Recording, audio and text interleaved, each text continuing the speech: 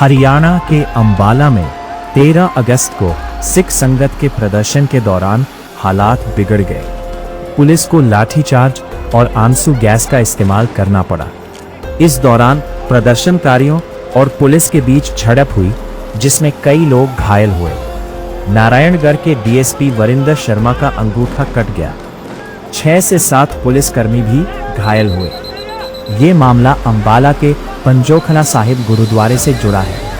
पंजाब के खालिस्तान विरोधी नेता गुरसिमरन सिंह मंड पर कुछ दिनों पहले हमला हुआ था। इसमें 2 आरोपियों को गिरफ्तार किया गया था।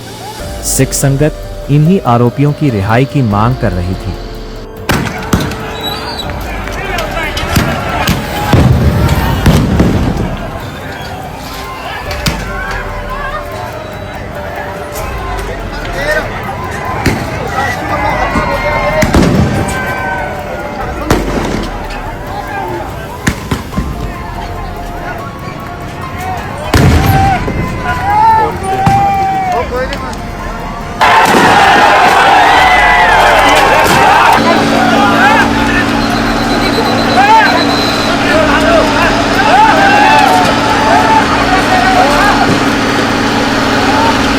सात अगस्त को अंबाला के पंजोखरा साहिब गुरुद्वारे के पास international anti Khalistan terrorist front के प्रमुख गुरसिमरन सिंह मंड के साथ कथित तौर पर मारपीट हुई थी। इस घटना में मंड, उनके बेटे और 2 पुलिसकर्मियों के घायल होने की बात सामने आई। मंड की शिकायत पर पुलिस ने अज्ञात लोगों के खिलाफ मामला दर्ज किया और बाद में 2 युवकों को गिरफ्तार कर लिया। दोनों को न्यायिक हिरासत में भेज दिया गया। लेकिन सिख संगत का आरोप था कि इस पूरे विवाद में गुरसिमरन सिंह मंड की तरफ से भी ऐसी हरकत हुई थी, जिससे वहां मौजूद संगत को परेशानी हुई। उनका कहना था कि मंड और उनके बेटे के खिलाफ भी एफआईआर होनी चाहिए। सिख संगत इस बात से भी नाराज थी कि पुलिस ने युवकों को तो गिरफ्तार कर लिया, लेकिन मंड और उनके बेटे के खिलाफ मामला दर्ज नहीं किया। यहीं से विवाद बढ़ गया। 13 अगस्त को बड़ी संख्या में सिख संगत पंजोखरा साहिब गुरुद्वारे में जुटी। उनकी मुख्य मांग थी कि गुरसिमरन सिंह मंड और उनसे उनके बेटे के खिलाफ भी एफआईआर दर्ज की जाए और गिरफ्तार किए गए सिख युवकों को रिहा किया जाए। फिर हुआ ये कि प्रदर्शनकारी जब हाईवे की तरफ बढ़े तो पुलिस ने उन्हें रोकने के लिए बैरिकेड लगाए, लेकिन प्रदर्शनकारियों ने बैरिकेड हटा दिए और अलग अलग रास्तों से नेशनल हाईवे तक पहुंच गए। वहां उन्होंने अमृतसर दिल्ली नेशनल हाईवे यानी NH 44 को जाम कर दिया। दोनों तरफ का ट्रैफिक रुक गया और सड़क पर लंबा जाम लग गया। अंबाला एसपी अजय सिंह शेखावत ने बताया कि एक डीएसपी पर फरसा चलाया गया। उन्होंने आगे बताया कि प्रदर्शनकारियों को हटाने के लिए आंसू गैस के गोले छोड़े, लेकिन प्रदर्शनकारी पीछे नहीं हटे।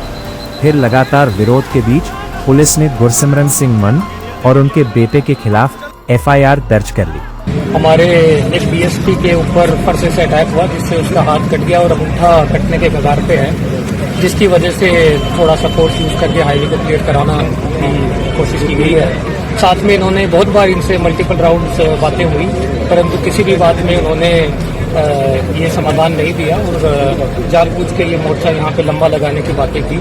और हमने मल्टीपल राउंड से इनसे बातचीत करने की कोशिश की और जाम को खुलवाने के लिए हमने इनसे बार बार आग्रह किया, परंतु कुछ शरारती तत्व जो कि भाले, फरसे और तलवारें, कुल्हाड़ियाँ के साथ में भी यहाँ पे क्राउड में थे। और जैसे ही अंधेरा होने लगा उन्होंने पुलिसकर्मियों पे अटैक करना स्टार्ट कर दिया और कुछ जो ट्रक है उनकी चाबियां उन्होंने छीन ली ताकि ये जाम क्लियर ना हो। तो उन्होंने रात भर उत्पात मचाने का कुछ लोगों का यहाँ पे इरादा था। ऑल्दो हमने शांतिपूर्वक इनसे बहुत बार बातें की, परंतु बातें सक्सेसफुल ना हुई और जब पुलिस का अटैक होना स्टार्ट हुआ तो फिर हमें इसको क्लियर कराना पड़ा। अभी तक की जानकारी से हमारे 5-6 मुलाजिमों को चोट लगी है, जिनको हॉस्पिटल में पहुँचाया गया है और जिनका उपचार कराया जा रहा है और आगे की सिचुएशन है उस पर नजर रखी जा रही है। गैस टैंकर ये एफआईआर एक घायल श्रद्धालु की शिकायत पर दर्ज की गई। इसमें हत्या की कोशिश समेत कई गंभीर धाराएं लगाई गई हैं पुलिस के मुताबिक। लेकिन इसके बाद प्रदर्शनकारियों की मांग बदल गई। अब वे गिरफ्तार किए गए दोनों युवकों की तुरंत रिहाई की मांग करने लगे। पुलिस का कहना था कि युवकों को कोर्ट के प्रोसीजर के तहत ही छोड़ा जा सकता है और उन्हें तुरंत मौके पर रिहा करना पॉसिबल नहीं है। पुलिस ने आश्वासन दिया कि सारे लीगल प्रोसेस पूरे होने के बाद उन्हें रिहा किया जाएगा। इस झड़प में नारायणगढ़ के डीएसपी वरिंदर गंभीर रूप से घायल हुए और उनका अंगूठा कट गया। इसके अलावा गंभीर रूप से घायल 6 से 7 पुलिसकर्मियों को अस्पताल के आईसीयू में भर्ती कराया गया है। बताया गया कि झड़प के दौरान कुछ प्रदर्शनकारी भी घायल हुए हैं।